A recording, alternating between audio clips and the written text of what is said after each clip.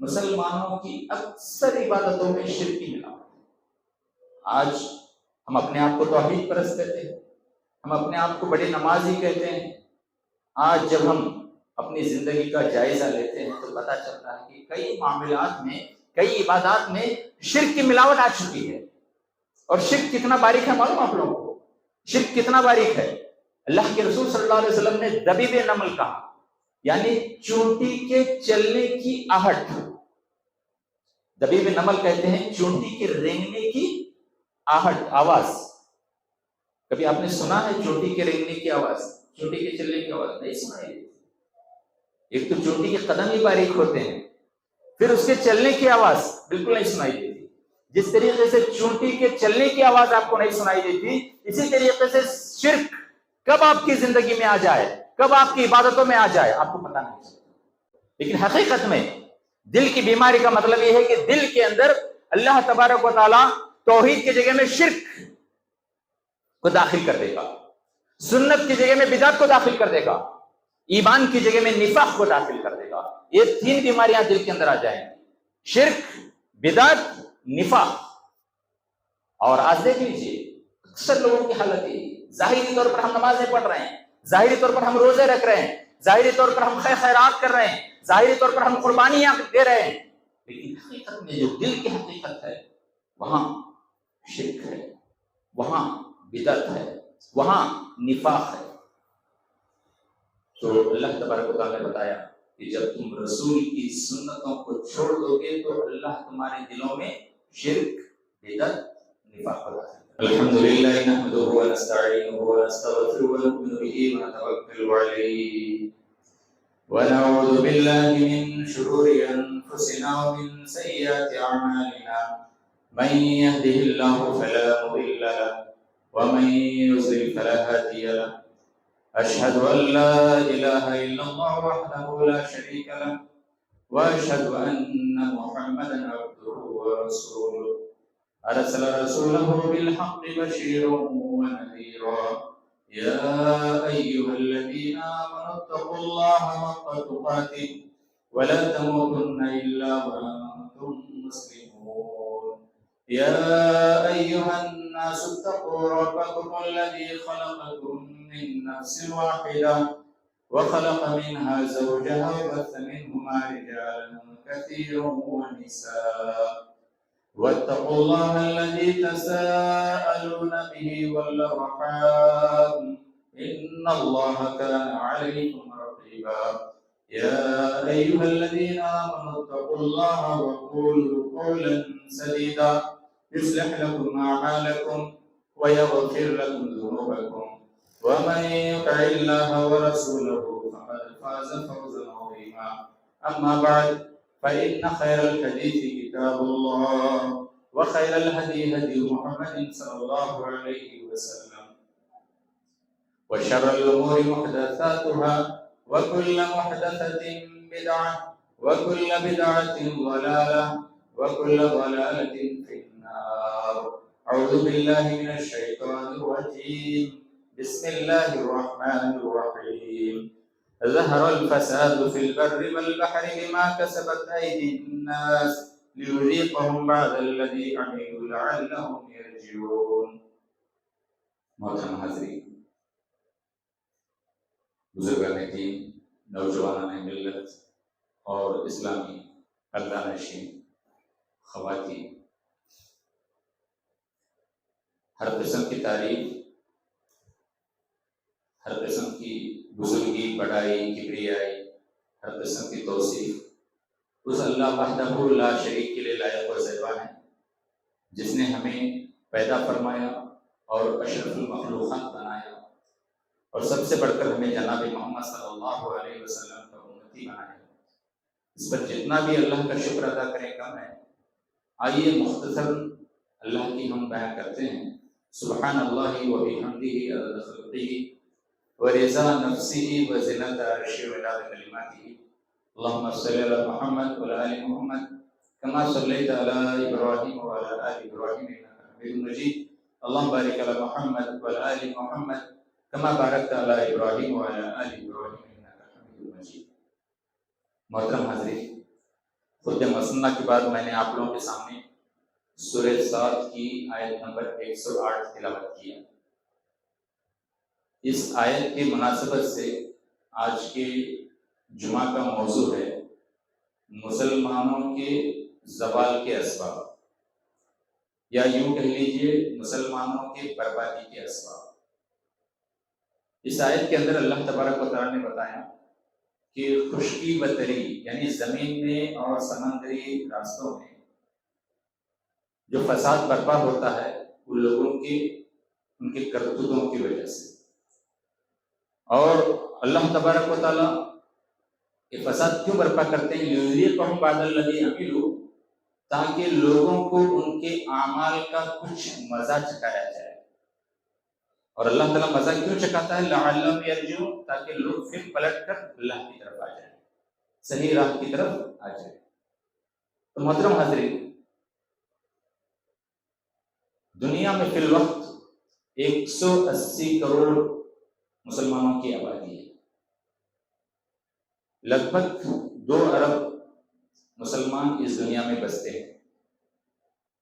دنیا کا ہر 4تھا شخص مسلمان ہے۔ مسلمانوں کی اتنی تعداد ہونے کے باوجود آج مسلمانوں کی حالت آپ لوگوں سے چھپی ہوئی نہیں۔ جہاں دیکھو وہاں انہیں بے عزت کیا جاتا ہے، جہاں دیکھو وہاں انہیں ملک سے وطن سے نکالنے کی دھمکی دی جاتی ہے، جہاں دیکھو وہاں ان پر حملے کیے جاتے ہیں۔ نہ ان کی عزت محفوظ ہے، نہ ان کا مال محفوظ ہے، نہ ان کی جان محفوظ ہے۔ آخر کیا وجہ ہے کہ اتنی تعداد ہونے کے باوجود مسلمانوں کی یہ نوبت ہوئی؟ تو بعض دنیا پرست لوگ کہتے ہیں کہ مسلمان تعلیم کے میدان میں پیچھے ہیں، ان کے پاس علم کی کمی ہے، اس وجہ سے ان کی حالت ہے۔ اگر یہ لوگ علم حاصل کریں گے، تعلیم حاصل کریں گے تو پھر ان کا مقام لوٹ آئے گا۔ اور بعض لوگ کہتے ہیں کہ مسلمان سائنس کے میدان میں، ٹیکنالوجی کے میدان میں، صنعت و حرفت کے میدان میں پیچھے ہیں۔ اگر مسلمان ہنر سیکھ لیں، صنعت و حرفت سیکھ لیں، سائنس میں بڑھ چڑھ کر حصہ لیں تو پھر ان کی یہ عزت واپس لوٹ آ سکتی ہے۔ اگر یہ 2 جوابات جو میں نے آپ لوگوں کے سامنے لوگوں کے سنائے، اگر واقعی میں علم حاصل کرنے کی وجہ سے اور سائنس میں ترقی کرنے کی وجہ سے ہماری عزت واپس لوٹ آ سکتی ہے تو بھلا بتلائیے، اسپین ایک ملک ہے جو شمالی امریکہ کے بالکل سامنے ہے، سیدھ میں بالکل اسپین ایک ملک ہے، بڑا خوبصورت ملک ہے۔ اس ملک کے اندر اللہ تبارک و تعالیٰ نے تمام نعمتوں سے نوازا ہے، اس ملک کو تمام نعمتوں سے نوازا ہے۔ اس ملک میں مسلمانوں نے 800 سال تک حکومت کی، 800 سال تک حکومت کی، اور مسلمانوں کے پاس ہر چیز مہیا تھی، یعنی علم میں وہ لوگ آگے تھے، یعنی تعلیمی میدان میں ترقی یافتہ تھے، صنعت و حرفت میں وہ ماہر تھے، اور سائنس میں ان کا کوئی ثانی نہیں تھا۔ حتیٰ کہ یورپ کے لوگ، یورپ کے جو یہود و نصارہ کے بچے ہیں، یہ بچے سائنس سیکھنے کے لیے، علم حاصل کرنے کے لیے اسپین کا رخ کرتے تھے، اندلس کا رخ کرتے تھے، اور وہاں جا کر مسلم سائنسدانوں کے سامنے زانوئے تلنگس یعنی ان کے سامنے بیٹھ کر، ان کے شاگرد بن کر ان سے علم حاصل کرتے تھے۔ اور یہی اندلس کے لوگ، اندلس کے سائنسدان ان لوگوں کو فری میں تعلیم دیتے تھے اور ان کے لیے کھانے پینے کا، رہنے کا انتظام کرتے تھے۔ اور آخرکار جب ان لوگوں نے علم حاصل کیا، بعد میں جا کر وہ بڑے سائنٹسٹ بنے، بڑے سائنسدان بن گئے۔ تو میرا سوال آپ لوگوں سے یہ ہے کہ وہ لوگ ہر میدان میں آگے تھے۔ 2 مثالیں آپ کے سامنے رکھ دیتا ہوں۔ مشہور مفسر قرآن، جو قرآن کی تفسیر ہے، اس کے مفسر قرآن امام طبری اسی ملک کے رہنے والے ہیں، یعنی اسپین کے رہنے والے ہیں۔ اور پھر امام قرطبی مشہور مفسر قرآن اسی شہر کے رہنے والے ہیں۔ اور اسی طریقے سے ہوائی جہاز جو ایروپلین ہم لوگ دیکھتے ہیں ہوا میں اڑتا ہوا، اس کا جو موجد ہے، اس کا جو بانی ہے عباس ابن فرناس، اسی اسپین کا رہنے والا ہے۔ اور پھر مشہور ڈاکٹر ابن باجہ اسی شہر کا رہنے والا ہے۔ اور اسی طریقے سے مشہور سرجن جس نے سرجری کے آلات ایجاد کیے، آپریشن کے ٹائم میں جو آلات استعمال ہوتے ہیں اس کا جو موجد ہے جس نے اسے بنایا، اس کا نام ہے ابوالقاسم زہراوی۔ آج بھی انہی آلات کے ذریعے سے، انہی ایونٹس کے ذریعے سے آج بھی آپریشن کیے جاتے ہیں۔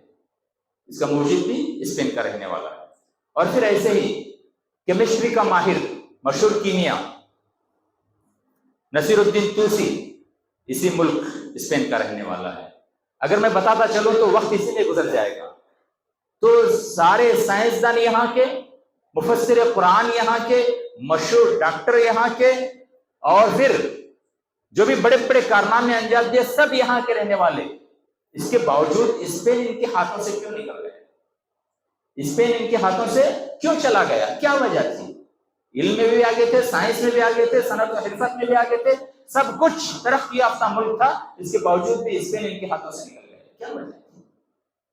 جب ہم وجہ ڈھونڈتے ہیں قرآن اور حدیث میں، بہت سارے وجوہات نظر آتے ہیں، اس میں سے ایک چند وجوہات آپ کے سامنے رکھنے کی کوشش کروں۔ سب سے پہلی وجہ جو مسلمانوں کی زوال کے اسباب ہیں، مسلمانوں کی جو بربادی کے وجہ ہیں، اس میں سے سب سے پہلا سبب جو ہے توحید کے اندر، خالص توحید کے اندر شرک کی ملاوٹ۔ ہمارے اور آپ کے پیارے نبی جناب محمد صلی اللہ علیہ وسلم خالص توحید لے کر آئے تھے، لیکن امت مسلمہ نے آہستہ آہستہ اس توحید کے اندر شرک کی ملاوٹ کر دی۔ اور جب شرک کی ملاوٹ ہو جاتی ہے تو یقین مانیے وہاں پر بربادی لازم آتی ہے۔ اللہ تبارک و تعالیٰ قرآن مجید میں فرماتا ہے الذین آمنوا ولم یلبسوا ایمانہم بظلم اولئک لہم الامن وہم مہتدون۔ جو لوگ ایمان لاتے ہیں اور اپنے اندر شرک کی ملاوٹ نہیں کرتے، ان کے لیے امن و شانتی ہے، اور وہی لوگ راہ راست پر ہے۔ پتہ یہ چلا اس آیت کے ذریعے سے کہ جو توحید پرست ہیں اور اپنی توحید کے اندر شرک کی ملاوٹ نہیں کرتے، ایسے لوگوں کے اندر ہی امن و شانتی ہوتی ہے۔ اس کے برخلاف جہاں توحید کے اندر شرک کی ملاوٹ آ گئی، جہاں شرک توحید کے اندر مل گیا، تو یقین مانیے وہاں شانتی کی جگہ میں اشانتی آ جاتی ہے، امن و سکون کی جگہ میں بربادی آ جاتی ہے، فساد آ جاتا ہے، ظلم آ جاتا ہے۔ اور جب توحید کے اندر شرک کی ملاوٹ ہوتی ہے تو یقین مانیے اللہ تبارک و تعالیٰ کا عذاب بھی آتا ہے۔ ایک اور جگہ اللہ تبارک و تعالیٰ فرماتے ہیں وَتِلْكَ الْقُرَىٰ أَهْلَكْنَاهُمْ لَمَّا ظَلَمُوا وَجَعَلْنَا لِمَهْلِكِهِمْ مَوْعِدًا۔ یعنی ہم نے جتنے بھی بستیوں کو تم سے پہلے ہلاک کیا ہے، تم سے پہلے جن جن علاقوں کو ہم نے ختم کیا ہے، کس وجہ سے؟ جب انہوں نے شرک میں قدم رکھا، یا یوں کہہ لیجئے کہ جب انہوں نے توحید کے اندر شرک کی ملاوٹ کر لی تو ہم نے ان بستیوں کو برباد کر دیا، ان ملکوں کو برباد کر دیا۔ اور پھر اللہ تبارک و تعالیٰ کہتا ہے کہ شرک کو مہلت دی جاتی ہے، اور اللہ کا ایک مقررہ وقت ہے، جب وہ وقت آ جاتا ہے تو پھر کسی کو مہلت نہیں دی جاتی۔ آپ دیکھتے جائیں گے قرآن مجید کا جب مطالعہ کریں گے تو حضرت آدم علیہ السلام خالص توحید لے کر آئے تھے۔ ہمارے اور آپ کے ابو حضرت آدم علیہ السلام خالص توحید لے کر آئے، لیکن آہستہ آہستہ ان کی جو نسل تھی انہوں نے شرک میں قدم بڑھانا شروع کی۔ ان کے 5 نیک لوگ تھے، ود، سوا، یغوث، یعوق، نصر، 5 نیک لوگ۔ یہ بڑے اللہ والے لوگ تھے، لوگوں کو توحید کی دعوت دیتے، لوگوں کو اللہ کی عبادت کی طرف بلاتے۔ جب تک یہ لوگ موجود تھے لوگوں نے ان کی بات کو تسلیم نہیں کیا، لوگوں نے ان کی بات کو نہیں مانا۔ جیسے وہ اس دنیا سے چلے گئے لوگوں کو بڑا افسوس ہوا کہ بڑے اللہ والے لوگ تھے، بڑے بزرگ حضرات تھے، اب یہ لوگ چلے گئے، تو شیطان نے اس کا فائدہ اٹھایا اور آ کر ان لوگوں کے ذہنوں میں یہ بات ڈال دی کہ دیکھو تمہارے یہ بزرگ لوگ ہیں، چند دنوں کے بعد تمہارے ذہنوں سے ان کی تصویر نکل جائے گی، تمہاری جو آنے والی نسل ہے ان کو ان کے بارے میں پتہ نہیں چلے گا، لہٰذا تم ایک کام کرو، جہاں جہاں یہ بیٹھتے ہیں، جس چبوترے پر یہ بیٹھتے ہیں، وہاں ان کا ایک مجسمہ بنا لو، وہاں ان کی ایک پتلا بنا لو۔ تو آخرکار شیطان کی تجویز انہیں پسند آئی اور ان لوگوں نے جو ان کے خاص پلیس تھے، خاص جگہ تھے، جہاں جہاں وہ بیٹھا کرتے تھے، وہاں وہاں ایک مورتیاں بنی، اور پھر شیطان خاموش رہا۔ جب یہ لوگ گزر گئے، جو مورتیاں بنائے تھے یہ لوگ گزر گئے، جب ان کی نسل آئی تو شیطان نے ان کے اندر وسوسہ ڈالنا شروع کیا، جانتے ہوئے کون تھے؟ یہ تمہارے دادا پردادا تھے، یہ بڑے اللہ والے لوگ تھے، تمہارے باپ دادا ان کے ذریعے سے اللہ تبارک و تعالیٰ سے دعا مانگا کرتے تھے، لہٰذا تم چاہتے ہو کہ تمہارے دعائیں قبول ہوں، تمہاری مرادیں پوری ہوں، تمہارے نظر و نیاز قبول ہوں، تو تمہیں چاہیے کہ تم ان کے سامنے سجدہ ریز ہو جاؤ، ان کے سامنے جھک جاؤ۔ تو آخرکار آہستہ آہستہ شیطان نے نسل در نسل کام کرتے ہوئے، کوشش کرتے ہوئے شیطان نے ان کے اندر شرک کو بٹھا دیا، اور یہ لوگ شرک میں مبتلا ہو گئے۔ اور جب یہ لوگ شرک میں مبتلا ہوئے تو اللہ تبارک و تعالیٰ نے ان کی اصلاح کے لیے، ان کو راہ راست پر لانے کے لیے حضرت نوح علیہ السلام کو نبی بنا کر بھیجا۔ حضرت نوح علیہ السلام نے جب انہیں توحید کی دعوت دی، ایک اللہ کی دعوت دی، تو ان لوگوں نے انکار کر دیا اور آپس میں کہنے لگے، اللہ تبارک و تعالیٰ نے ان کا نقشہ کھینچا ہے، کیا کہتے ہیں وہ؟ وَقَالُوا لَا تَذَرُنَّ آلِهَتَكُمْ وَلَا تَذَرُنَّ وَدًّا وَلَا سُوَاعًا وَلَا يَغُوثَ وَيَعُوقَ وَنَسْرًا، کہنے لگے دیکھو اپنے معبودوں کو مت چھوڑنا۔ دیکھیں آلیہ کا لفظ استعمال کیا اللہ تبارک و تعالیٰ نے، یعنی یہ جو 5 نیک لوگ تھے ان کو انہوں نے اپنا خدا بنا لیا تھا، اپنا معبود بنا لیا تھا، اس کے سامنے، ان کے سامنے دعائیں کرتے تھے، ان کے سامنے سجدہ ریز ہوتے تھے اور انہی سے مدد مانگتے تھے، اور ان کا یہ عقیدہ تھا کہ ان کے ذریعے سے ہمیں اللہ کے یہاں مقام و مرتبہ حاصل ہوگا، ان کی سفارش سے ہم جنت میں جائیں گے۔ تو جب نوح علیہ السلام نے انہیں توحید کی دعوت دی تو انہوں نے کہا دیکھو یہ ہمارے 5 معبود ہیں، انہیں بالکل مت چھوڑنا اور نوح کی بات میں مت آنا، اور وہ کون ہے؟ ود، سوا، یغوث، یعوق، نصر۔ تو میرے بھائی، جب ان کے اندر شرک گھر کر گیا، نوح علیہ السلام نے 950 سال تک لوگوں کو توحید کی طرف بلایا، لیکن آپ لوگ جانتے ہیں کہ کتنے لوگوں نے ایمان قبول کیا، کتنے لوگ توحید میں آ گئے؟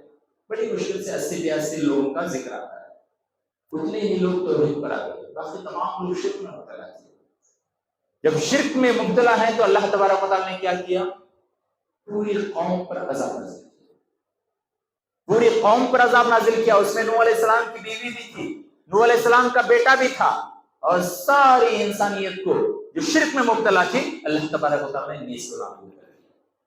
وَتِلْكَ الْقُرَىٰ أَهْلَكْنَاهُمْ لَمَّا ظَلَمُوا، ہم تم سے پہلے جتنے بھی بستیوں کو برباد کر چکے ہیں، ہلاک کر چکے ہیں، جب وہ شرک میں مبتلا ہوتے ہیں، جب وہ ان کے اندر شرک کی آمیزش ہو جاتی ہے تو ہم انہیں ہلاک کر دیتے ہیں۔ اسی کا ذکر اللہ تبارک و تعالیٰ نے کیا۔ آج دیکھ لیجیے مسلمانوں کی اکثر عبادتوں میں شرک کی ملاوٹ ہے۔ آج ہم اپنے آپ کو توحید پرست کہتے ہیں، ہم اپنے آپ کو بڑے نمازی کہتے ہیں۔ آج جب ہم اپنی زندگی کا جائزہ لیتے ہیں تو پتہ چلتا ہے کہ کئی معاملات میں، کئی عبادات میں شرک کی ملاوٹ آ چکی ہے۔ اور شرک کتنا باریک ہے معلوم آپ لوگوں کو؟ شرک کتنا باریک ہے؟ اللہ کے رسول صلی اللہ علیہ وسلم نے دبیب نمل کہا، یعنی چونٹی کے چلنے کی آہٹ۔ دبیب نمل کہتے ہیں چونٹی کے رینگنے کی آہٹ، آواز۔ کبھی آپ نے سنا ہے چونٹی کے رینگنے کی آواز، چونٹی کے چلنے کی آواز؟ نہیں سنائی۔ ایک تو چونٹی کے قدم ہی باریک ہوتے ہیں، پھر اس کے چلنے کی آواز بالکل نہیں سنائی دیتی۔ جس طریقے سے چونٹی کے چلنے کی آواز آپ کو نہیں سنائی دیتی، اسی طریقے سے شرک کب آپ کی زندگی میں آ جائے، کب آپ کی عبادتوں میں آ جائے، آپ کو پتہ نہیں چلتا۔ یہی وجہ ہے کہ اللہ کے رسول صلی اللہ علیہ وسلم ہمیشہ دعاؤں کا اہتمام کرتے ہیں، اور اس دعا کا اہتمام کرتے ہیں، اللہم انی اعوذ بک ان اشرک بہ شیئا وانا اعلم واستغفرک لما لا اعلم۔ اے اللہ میں اس شرک سے پناہ مانگتا ہوں جسے میں جانتا ہوں، اور اس شرک سے بھی پناہ چاہتا ہوں، اس شرک سے بھی توبہ و استغفار کرتا ہوں جس کا مجھے علم نہیں۔ یعنی کئی معاملات ایسے ہیں جسے ہم نہیں جانتے۔ ایک مثال میں آپ کو دے دیتا ہوں۔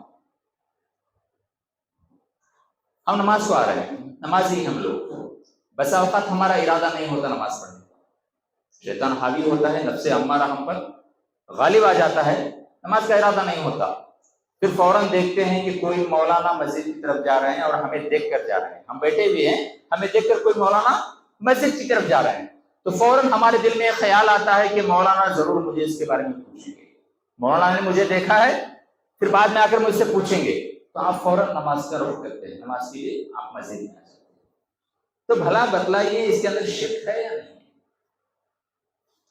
نماز کس کے لیے ہونا چاہیے؟ عبادت کس کے لیے ہونی چاہیے؟ خالص اللہ کے لیے ہونی چاہیے، نماز صرف اللہ کو راضی کرنے کے لیے ہونا چاہیے، لیکن ہم جو آ گئے کس ارادے سے؟ مولانا کے ڈر سے، مولانا کے سوال کے ڈر سے، مولانا کے احترام کی وجہ سے ہم مسجد کا رخ کر لیے، تو یہ شرک ہے میرے لوگ۔ جو عبادت خالص اللہ کے لیے ہونی چاہیے، اس عبادت کے اندر ہمارے مخلوق کا ڈر آ گیا، ایک عالم کا ڈر آ گیا، تو یہ شرک ہے، اسے سمجھنے کی ضرورت ہے۔ تو آج لگ بھگ ہماری ساری عبادتوں کے اندر شرک کی آمیزش ہے، یہی سب سے بڑی وجہ ہے جو آج مسلمانوں کی حالت ہے۔ چلیے دوسری وجہ بتا دیتا ہوں آپ کو۔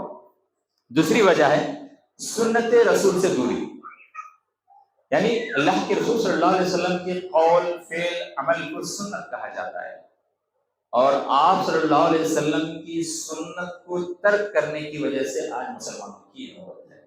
اللہ تبارک و تعالیٰ فرماتے ہیں فَلْيَحْذَرِ الَّذِينَ يُخَالِفُونَ عَنْ أَمْرِهِ أَن تُصِيبَهُمْ فِتْنَةٌ أَوْ يُصِيبَهُمْ عَذَابٌ أَلِيمٌ۔ لوگوں کو ڈرنا چاہیے، لوگوں کو ڈرنا چاہیے، کس وجہ سے؟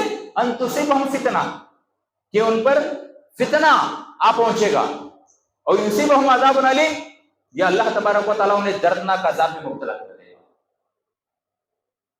یہاں پر اس آیت کے اندر اللہ تبارک و تعالیٰ نے حذر یحذر کا لفظ استعمال کیا۔ عربی میں حذر یحذر کے معنی آتے ہیں ڈرنا یا ڈرانا، اسی طریقے سے خاف یخاف کے معنی آتے ہیں ڈرنا، لیکن اللہ تبارک و تعالیٰ نے یہاں حذر یحذر کا لفظ استعمال کیا۔ حذر یحذر کا مطلب ہے جو چیز سامنے ہے اسے دیکھ کر ڈرنا، جو چیز بالکل سامنے نظر آ رہی ہے اسے دیکھ کر ڈرنا چاہیے۔ خاف یخاف سامنے کی چیز کو بھی آتا ہے، اور جو چیز دور ہے جو نظر نہیں آتی اس سے ڈرنے کے لیے بھی آتا ہے، لیکن حذر یحذر کا جب لفظ استعمال کیا جاتا ہے تو اس کا مطلب ہے کہ وہ چیز بالکل ہمارے سامنے ہے۔ تو اس آیت کے اندر بتایا گیا ہے کہ لوگوں کو ڈرنا چاہیے کس چیز سے؟ اللہ کے رسول صلی اللہ علیہ وسلم کے احکامات کی مخالفت کرنے سے۔ فَلْيَحْذَرِ الَّذِينَ يُخَالِفُونَ عَنْ أَمْرِهِ، لوگوں کو نبی کے احکامات کی مخالفت کرنے سے ڈرنا چاہیے، ورنہ کیا ہوگا؟ جب تم سنتوں کو چھوڑ دو گے، نبی کی تعلیمات کو ترک کر دو گے، تو بالکل تمہارے سامنے کیا ہوگا؟ ان تصیبہم فتنہ، اللہ تمہیں فتنے میں مبتلا کر دے گا۔ فتنہ کہتے ہیں دل کی بیماری، فتنہ کہتے ہیں دل کی بیماری۔ ظاہری طور پر دیکھیں تو آج کل دل کی بیماری میں بہت سارے لوگ مبتلا ہیں، ہارٹ اٹیک، بہت سارے لوگ جہاں دیکھو وہاں اچانک موت ہو گئی، کیا ہوا؟ ہارٹ فیل ہو گیا، ہارٹ اٹیک آ گیا، معلوم نہیں چلا، پتہ نہیں چلا، یہ ظاہری طور پر۔ لیکن حقیقت میں دل کی بیماری کا مطلب یہ ہے کہ دل کے اندر اللہ تبارک و تعالیٰ توحید کی جگہ میں شرک کو داخل کر دے گا، سنت کی جگہ میں بدعت کو داخل کر دے گا، ایمان کی جگہ میں نفاق کو داخل کر دے گا۔ یہ تین بیماریاں دل کے اندر آ جائیں گی، شرک، بدعت، نفاق۔ اور آج دیکھ لیجیے اکثر لوگوں کی حالت یہ ہے، ظاہری طور پر ہم نمازیں پڑھ رہے ہیں، ظاہری طور پر ہم روزے رکھ رہے ہیں، ظاہری طور پر ہم خیرات کر رہے ہیں، ظاہری طور پر ہم قربانیاں دے رہے ہیں، لیکن حقیقت میں جو دل کی حقیقت ہے وہاں شرک ہے، وہاں بدعت ہے، وہاں نفاق ہے۔ تو اللہ تبارک و تعالیٰ نے بتایا کہ جب تم رسول کی سنتوں کو چھوڑ دو گے تو اللہ تمہارے دلوں میں شرک، بدعت، نفاق کو داخل کر دے گا، اور یصیبہم عذاب علیم۔ اور آگے کا اللہ تبارک و تعالیٰ نے یا تو اللہ تبارک و تعالیٰ تمہیں دردناک عذاب میں مبتلا کر دے گا، عذاب علیم سے مفسرین لکھتے ہیں کہ تمہیں جسمانی تکلیف دے گا، جسمانی تکلیف دے گا۔ جسمانی تکلیف کیا ہے؟ جسمانی تکلیف ہے قتل، ماب لنچنگ، زلزلے، اور پھر ظالم حکمراں کا مسلط۔ آج دیکھ لیجیے، جہاں دیکھو وہاں مسلمانوں کا قتل عام ہو رہا ہے یا نہیں ہو رہا ہے؟ ماب لنچنگ کے نام پر آپ پر ظلم و زیادتی ہو رہی ہے یا نہیں ہو رہی ہے؟ اور پھر ایسے ہی وقتاً فوقتاً زلزلوں کے ذریعے سے اللہ تبارک و تعالیٰ اس جسم کو اذیت دے رہا ہے یا نہیں دے رہا ہے؟ اور سب سے بڑھ کر جو مفسر لکھتے ہیں، ظالم حکمراں کو اللہ تبارک و تعالیٰ مسلط کر دے گا۔ آج ہم پر ظالم حکمراں مسلط ہیں یا نہیں؟ کس وجہ سے؟ قتل، ماب لنچنگ، زلزلے اور ظالم حکمراں مسلط کس لیے ہیں؟ اس کی سب سے بڑی وجہ ہے کہ ہم نے نبی کریم صلی اللہ علیہ وسلم کی سنتوں کو فراموش کر دیا، نبی کی سنتوں کو ہم نے چھوڑ دیا، ترک کر دیا۔ تو میرے بھائیو، یہ جو قانون ہے اللہ تبارک و تعالیٰ کا، کہ جب بھی نبی کی سنتوں کی خلاف ورزی ہوگی، جب بھی نبی کے احکامات کی خلاف ورزی ہوگی، تو اللہ تبارک و تعالیٰ تمہیں دو بیماریوں میں مبتلا کر دے گا، ایک دل کی بیماری، ایک جسم کی بیماری۔ یہ قانون صرف ہمارے لیے نہیں ہے، یہ قانون ہم سے جو پہلے لوگ تھے، جو صحابہ کرام تھے، جو اسلاف تھے، جو نبی کے ایک اشارے پر اپنا سب کچھ قربان کر دیتے تھے، ایک اشارے پر، ان لوگوں کو بھی نہیں چھوڑا گیا۔ انہوں نے بھی جب نبی کی مخالفت کی، انہوں نے بھی جب نبی کی سنت کو ترک کیا، تو اللہ تبارک و تعالیٰ نے ان پر بھی یہ عذابات نازل کر دی۔ دیکھ لیجئے میدان احد نے جب جنگ احد ہوئی، تو جنگ احد کے اندر اللہ کے رسول صلی اللہ علیہ وسلم نے 50 صحابہ کرام کو، جو تیر اندازی میں ماہر تھے، جو تیر چلانے میں ماہر تھے، ان لوگوں کو جبل عینین، پہاڑ ہے احد میں، وہ جبل عینین، اس کا نام جبل عینین ہے، اس پہاڑی پر 50 صحابہ کرام کو مقرر کر دیا اور ان کا ایک کمانڈر بنا دیا، غالباً حضرت زبیر رضی اللہ عنہ، ان کو کمانڈر بنا دیا، اور حکم دیا کہ جنگ میں کچھ بھی ہو جائے، چاہے ہم جیتیں یا ہاریں، جنگ میں کچھ بھی ہو جائے، جب تک تمہیں حکم نہ دیا جائے تم اس جگہ کو مت چھوڑنا، جب تک تمہیں نہ بلایا جائے تم مت آنا، بس اسی پر ڈٹے رہنا، اور وہیں سے تمہارا کام یعنی حملے کرنا ہے، جو بھی جنگ کرنا ہے وہیں سے کرنا۔ یہ نبی کریم صلی اللہ علیہ وسلم کا فرمان تھا۔ اسی کا ذکر اللہ تبارک و تعالیٰ نے سورہ آل عمران آیت نمبر 152 کے اندر کیا، وَلَقَدْ صَدَقَكُمُ اللَّهُ وَعْدَهُ إِذْ تَحُسُّونَهُم بِإِذْنِهِ حَتَّى إِذَا فَشِلْتُمْ وَتَنَازَعْتُمْ فِي الْأَمْرِ وَعَصَيْتُم مِّن بَعْدِ مَا أَرَاكُم مَّا تُحِبُّونَ۔ مقرر کیا، ہوا کیا؟ مسلمانوں کی جیت ہوئی، اس جنگ کے اندر مسلمانوں کی جیت ہوئی، اور مسلمان بے تحاشا کفار و مشرکین پر حملے کر رہے تھے، اور وہ لوگ اپنے گھوڑوں پر، اپنی سواریوں پر پیدل دوڑتے ہوئے جا رہے تھے، جو بھی لگیج ان کے پاس تھا، زرہیں تھیں، تلواریں تھیں، جو بھی چیزیں تھیں، وہ پھینکتے ہوئے جا رہے تھے تاکہ سامان ہلکا ہو جائے اور بھاگنے میں آسانی ہو جائے۔ تمام چیزوں کو پھینک کر نکل رہے تھے، بھاگ رہے تھے، اور مسلمان ان کا پیچھا کر رہے تھے۔ پھر کیا ہوا؟ جیسے وہ لوگ میدان چھوڑ کر بھاگ گئے، تو جو میدان کے اندر صحابہ کرام موجود تھے، یہ لوگ جو مال گرا ہوا تھا، جسے مال غنیمت کہا جاتا ہے، اس مال کو بٹورنے لگے، اس مال کو بٹورنے لگے، جمع کرنے لگے۔ تو جو 50 صحابہ کرام پہاڑی پر کھڑے تھے، انہوں نے دیکھا کہ مسلمانوں کی جیت ہو چکی ہے اور یہ لوگ مال غنیمت بٹور رہے ہیں، تو ان میں سے کچھ لوگوں نے کہا کہ چلو ہم بھی نیچے میدان میں جاتے ہیں اور جا کر مال کو جمع کرتے ہیں، ہم بھی میدان میں جا کر مال کو جمع کرتے ہیں۔ تو جو کمانڈر تھے انہوں نے کہا نہیں، ہمیں جانے کی اجازت نہیں ہے، اللہ کے رسول صلی اللہ علیہ وسلم کا فرمان ہے کہ جب تک آپ ہمیں واپس نہ بلا لیں ہم نہ جائیں۔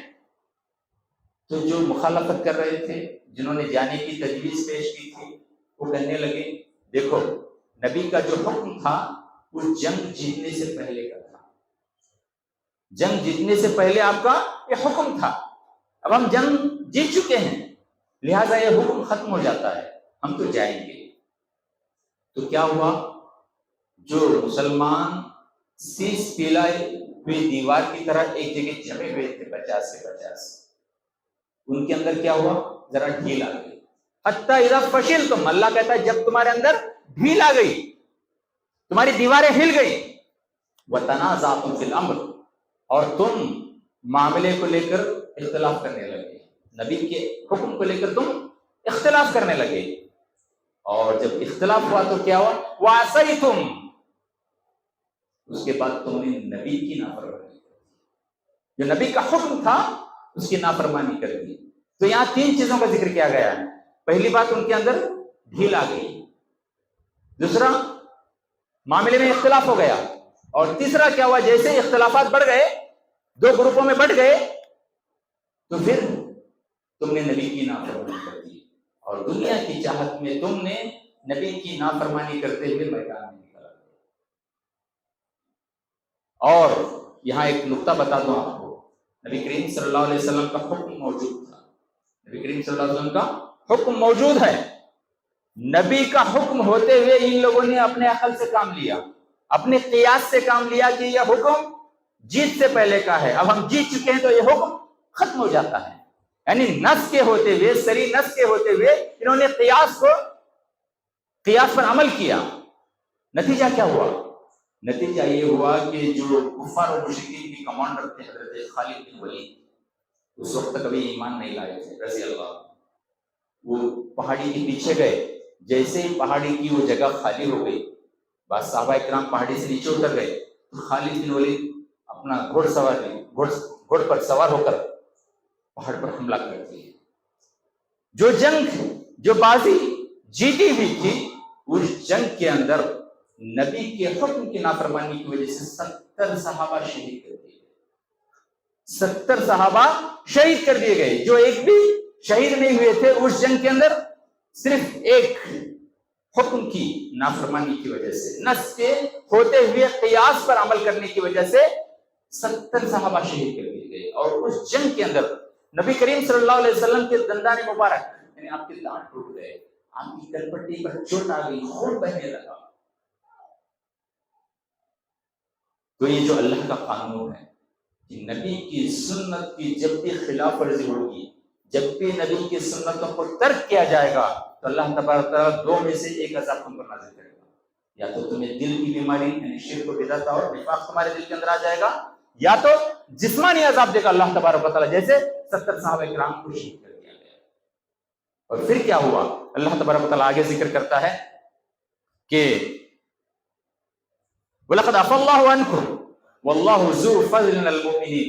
لیکن صحابہ کرام کی بڑی قربانیاں تھیں، صحابہ کرام کے بڑے احسانات تھے دین پر، اللہ تبارک و تعالیٰ نے انہیں معاف کر دیا۔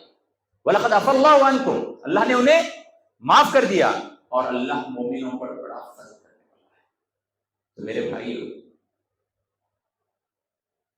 مسلمانوں کی جو بربادی کے وجوہات ہیں، سب سے پہلی وجہ میں نے بتایا توحید کے اندر شرک کی ملاوٹ، اور دوسری وجہ نبی کریم صلی اللہ علیہ وسلم کی سنتوں سے دور، اور تیسری وجہ، وقت کافی ہوا ہے، 5 منٹ کے اندر اپنی بات ختم کر دیتا ہوں۔ تیسری وجہ جو مسلمانوں کی بربادی کی وجہ ہے، وہ ہے دنیا کی محبت اور موت سے نفرت۔ دنیا کی محبت اور موت سے نفرت۔ حضرت ثوبان رضی اللہ تعالیٰ عنہ اس کے راوی ہیں، کہتے ہیں کہ یوشک الامم ان تدع علیکم کما تدع الاکلۃ الی قصتها، قیامت کے قریب سارے لوگ، ساری امتیں، سارے مذاہب کے لوگ ایک دوسرے کو بلائیں گے، ایک دوسرے کو آواز دیں گے، جس طریقے سے بھوکے لوگ دسترخوان کو دیکھ کر بلاتے ہیں۔ دسترخوان بچھا ہوا ہے، سجا ہوا ہے، ہر قسم کے پکوان موجود ہیں، ہر قسم کے مشروبات موجود ہیں، تو جب بھوکا اس دسترخوان کو دیکھتا ہے تو کیا کرتا ہے؟ اپنے سارے بھوکے لوگوں کو دعوت دیتا ہے، آ جاؤ، یہاں پر دسترخوان لگا ہوا ہے، ہر چیز مہیا ہے۔ ٹوٹ پڑتے ہیں اس دسترخوان پر، ٹوٹ پڑتے ہیں اور سب کچھ چھٹ کر جاتے ہیں۔ اللہ کے رسول صلی اللہ علیہ وسلم نے یہ مثال دے کر بتایا، قیامت کے قریب سارے مذاہب کے لوگ، ساری امتیں تمہارے خلاف ایک دوسرے کو بلائیں گی، ایک دوسرے کو آواز دیں گی، آؤ مسلمان دسترخوان کی طرح سب کچھ ان کے پاس موجود ہے، دولت ہے، شہرت ہے، جائیدادیں ہیں، سب کچھ ان کے پاس موجود ہے، ریڈی میڈ میں سب کچھ موجود ہے، آؤ لوٹ لیتے ہیں، آؤ ان پر حملے کرتے ہیں، آؤ ان کو ختم کرتے ہیں۔ اس طریقے سے بھوکے دسترخوان کے سارے مشروبات کو، سارے پکوان کو چٹ کر جاتے ہیں، ایسے ہی ساری امتیں قیامت کے قریب مسلمانوں پر حملہ آور ہوگی، یہ ختم کرنے کی کوشش کی جائے۔ آج کی جو حالات ہیں، 1400 سال پہلے اللہ کے رسول صلی اللہ علیہ وسلم نے بہت نقشہ کھینچا۔ فقال قائل، پوچھنے والے نے پوچھا، وَمِن قِلَّةٍ نَحْنُ يَوْمَئِذٍ يَا رسول اللہ، اللہ کے رسول کیا اس وقت ہم تعداد میں کم ہوں گے، ہم کم لوگ ہوں گے کیا، اس لیے ایسا ہم پر حملہ کیا جائے گا، ایسا ہم پر ظلم کیا جائے گا؟ کہا فقال بل انتم یومئذ کثیر، آپ صلی اللہ علیہ وسلم نے فرمایا نہیں، اس دن تم بہت زیادہ تعداد میں، جیسا میں نے شروع میں بتایا آپ لوگوں کو، 2 ارب مسلمان، 180 کروڑ مسلمانوں کی آبادی ہے، تم بہت زیادہ ہوگے تعداد میں، وَلَكِنَّكُمْ غُثَاءٌ كَغُثَاءِ السَّيْلِ، لیکن تمہاری حالت کیا ہوگی؟ بارش کے موسم میں جو پانی پر کچرا تیرتا ہے نا، غصہ بولتے ہیں اس کو عربی کے اندر، پانی کے اوپر آپ دیکھے رہیں گے جیسے ہی پانی بہتا رہتا ہے اس کے اوپر کچرا جمع ہوتا ہے، گھاس پھوس جو بھی کچرا ہے، میل کچل ایک طرف جمع ہوتا ہے، وہ کیا کرتا ہے، ہوا جدھر چلتی ہے ادھر وہ کچرا بہنے لگتا ہے، پانی جدھر جاتا ہے ادھر وہ اس کے ساتھ بہنے لگتا ہے، اور جیسے ہوا تھم گئی وہ ایک سائڈ میں لگ جاتا ہے۔ تو اللہ کے رسول نے مسلمانوں کو کس سے تشبیہ دی؟ غصہ کا غصہ، اس سے سیلاب کے اس کچرے کی طرح تمہاری حالت ہوگی، وہ تمہاری حیثیت ہوگی، حکومتیں جیسا چاہے ویسے تمہیں استعمال کریں گی، جدھر چاہے ادھر تمہیں لے کر چلی جائیں گی۔ آج وہی حالت ہے ہماری، پیسوں لے کر ووٹ ڈالنا، جو جیسا بولے ان کے ہاں میں ہاں ملانا، یعنی بالکل جس طریقے سے وہ کچرا ہوا کے رحم و کرم پر ہوتا ہے، ایسے ہی ہم لوگ بھی دوسروں کے مار دیتے ہیں۔ اور پھر کہا وَلَيَنزِعَنَّ اللَّهُ مِن صُدُورِكُمْ مِن صُدُورِ عَدُوِّكُمُ الْمَحَبَّةَ، اللہ تعالیٰ تمہارا ڈر دشمنوں کے دلوں سے نکال دے گا۔ جو لوگ تمہاری عزت کرتے تھے، جو لوگ تم سے خوف کھاتے تھے، جو تمہارا احترام کرتے تھے، وہ تم سے ڈرنا چھوڑ دیں گے، ان کے دلوں سے تمہارا ڈر نکل جائے گا۔ ہو رہا ہے نہیں ہو رہا ہے؟ یہ چند سال پہلے لوگ بڑی عزت سے پیش آتے تھے، بڑا احترام کرتے تھے، آج کیا ہے؟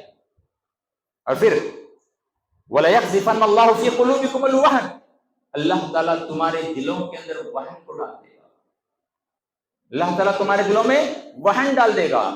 تو پوچھنے والے نے پوچھا قَالَ قَائِلٌ وَمَا الْوَهْنُ يَا رَسُولَ اللَّهِ، اللہ کے رسول وہن کسے کہتے ہیں؟ آپ صلی اللہ علیہ وسلم نے فرمایا قال حب الدنیا وکراہیت الموت، دنیا کی محبت اور موت سے نفرت، اس کا نام ہے وہن۔ لوگ دنیا کے پیچھے سب کچھ کرنے کے لیے تیار ہو جائیں گے، دنیا کی چاہت میں، دنیا کی محبت میں سب کچھ کرنے کے لیے تیار ہو جائیں گے، حلال و حرام کی تمیز کو بھول جائیں گے، جائز و ناجائز کی تمیز کو بھول جائیں گے، اور دنیا کی لالچ میں اس طریقے سے، دنیا کی محبت میں اس طریقے سے ملوث ہو جائیں گے، اور پھر موت سے نفرت کرنے لگیں گے، موت سے ڈرنے لگیں گے، موت سے گھبرائیں گے۔ حالانکہ موت ایک نعمت ہے، موت ایک نعمت ہے، کیونکہ اس دنیا کے اندر جو بھی ہم کام کرتے ہیں اس کا صلہ تو نہیں ملتا۔ بہت سارے برے لوگ ہوتے ہیں جو سزا انہیں ملنا چاہیے اس دنیا کے اندر نہیں ملتی، بہت سارے اچھے لوگ ہوتے ہیں جو بدلہ انہیں اس دنیا میں ملنا چاہیے نہیں ملتا، لیکن جب موت آتی ہے، مرتا ہے، تو مرنے کے بعد ذرہ برابر بھی ظلم نہیں کیا جائے گا۔ فَمَن يَعْمَلْ مِثْقَالَ ذَرَّةٍ خَيْرًا يَرَهُ وَمَن يَعْمَلْ مِثْقَالَ ذَرَّةٍ شَرًّا يَرَهُ، جو ذرہ برابر بھی اچھا کام کرے گا اسے اس کا بدلہ دیا جائے گا، اور جو ذرہ برابر بھی غلط کام کرے گا اسے اس کا بدلہ دیا جائے گا، اسے سزا دی جائے گی۔ تو موت ایسے لوگوں کے لیے نعمت ہے۔ تو آج ہم موت سے نفرت کرتے ہیں، موت سے ڈرتے ہیں، کہیں موت نہ آ جائے، گھبرا نہ جائے۔ یہ مان لیجئے موت یقینی ہے، موت سے کسی کو چھٹکارا نہیں ہے، موت یقینی ہے، ساری دنیا اس پر متفق ہے، کسی بھی مذہب کے اندر، کسی بھی امت کے اندر اس میں اختلاف نہیں ہے، ہر ایک کو ماننا ہے۔ پھر بھی ہم لوگ موت سے نفرت کرتے ہیں، اور دنیا جو عارضی ہے، جو ختم ہونے والی ہے، جو چند دن کی مہمان ہے، جو چند دنوں کے لیے ہمیں عطا کی گئی ہے، اس دنیا کی چاہت میں ہم سب کچھ کرنے کے لیے تیار ہیں۔ میرے بھائیو، یہ کچھ پوائنٹس تھے، اس کے علاوہ اور بہت ساری باتیں ہیں، وقت ہو چکا ہے۔ بس جو مسلمانوں کے زوال کے اسباب ہیں، اس میں سے پہلا سبب یاد رکھ لیجئے، توحید کے اندر شرک کی ملاوٹ۔ اللہ سے ہمیشہ دعا کرتے رہیے کہ اللہ تعالیٰ ہمیں خالص توحید نصیب فرمائے اور شرک سے اللہ تعالیٰ ہمیں بچائے۔ اور دوسرا جو نقطہ میں نے آپ لوگوں کے سامنے رکھا کہ نبی کریم صلی اللہ علیہ وسلم کی سنت کی موجودگی میں اس کی مخالفت نہیں ہونا چاہیے۔ سنت اگر موجود ہے تو اس سنت پر عمل ہونا چاہیے۔ جب کبھی امت مسلمہ سنت کو چھوڑ کر اپنی منمانی زندگی گزارے گی، اپنے طور طریقے کو اپنائے گی، اپنے رسم و رواج کو اپنائے گی، تو یہ ان کی بربادی کی دوسری وجہ ہے۔ اور تیسری چیز جو میں نے آپ لوگوں کے سامنے بتائی کہ دنیا کی چاہت میں ہم سب کچھ کر گزرنے کے لیے تیار ہو جاتے ہیں اور موت سے نفرت کرنے لگتے ہیں، حالانکہ دنیا عارضی ہے۔ اس دنیا کی چاہت زیادہ نہیں ہونی چاہیے، بس زندگی گزارنے کے لیے جس طریقے سے ایک مسافر تھوڑی دیر کے لیے درخت کے نیچے آرام کر لیتا ہے، تھوڑی دیر کا اس کا ٹھکانا ہے، پھر جیسے ہی اسے یاد آتا ہے کہ میرا منزل الگ ہے، میرا مقصود الگ ہے، تو پھر وہاں سے وہ نکل جاتا ہے۔ تو ایسے ہی مومن کو، ایک مسلمان کو چاہیے کہ اس دنیا کو عارضی سمجھے، اس کے پیچھے زیادہ دوڑ دھوپ نہ کرے اور موت سے نفرت نہ کرے، بلکہ ہمیشہ موت کی تیاری کرتے رہیں۔ ہمیشہ یہ دل میں یقین رکھیں کہ ہمیں مرنا ہے، اس موت کے لیے ہم کیا تیاری کر رہے ہیں۔ جو بھی عبادت کر رہے ہیں اس عبادت کو آخری عبادت سمجھ کر کریں۔ ہو سکتا ہے اس کے بعد مجھے موت ہو جائے، مرنے سے پہلے میرا جو عمل ہے یہ عمل خالص ہو، خالص اللہ کے لیے ہو، یہ عمل میرا قابل قبول ہو، اس ارادے سے آپ عمل کرتے جائیں۔ اللہ تعالیٰ سے دعا کہ اللہ تعالیٰ مجھے اور آپ کو کہنے اور سننے سے زیادہ عمل کرنے کی توفیق عطا فرمائے۔ اللہ تعالیٰ ہم تمام کے اندر خالص توحید کو عطا فرمائے اور شرک سے اللہ تعالیٰ میری اور آپ کی حفاظت فرمائے، اور اللہ تعالیٰ ہم تمام کو مل جل کر اتحاد و اتفاق کے ساتھ رہنے کی توفیق عطا فرمائے، اور ہمیں نبی کریم صلی اللہ علیہ وسلم کی سنتوں کے مطابق زندگی گزارنے کی توفیق عطا فرمائے، اور جو ہم میں سے بیمار ہیں اللہ تعالیٰ انہیں شفا کاملہ عاجلہ عطا فرمائے۔ اللہ تعالیٰ جو بے روزگار ہیں ان کے لیے کوئی نہ کوئی روزی کا ذریعہ عطا فرمائے۔ اللہ تعالیٰ ہم تمام کو محبت و الفت کے ساتھ رہ کر زندگی گزارنے کی توفیق عطا فرمائے، اور جب تک ہمیں زندہ رکھے ایمان کی حالت میں زندہ رکھے، اور جب ہمارا خاتمہ ہو تو توحید پر خاتمہ ہو۔ آمین۔ بارک اللہ لنا فی القرآن المجید ونفعنا وإياکم بذکر الحکیم والآیات البیّنات ملک الرحیم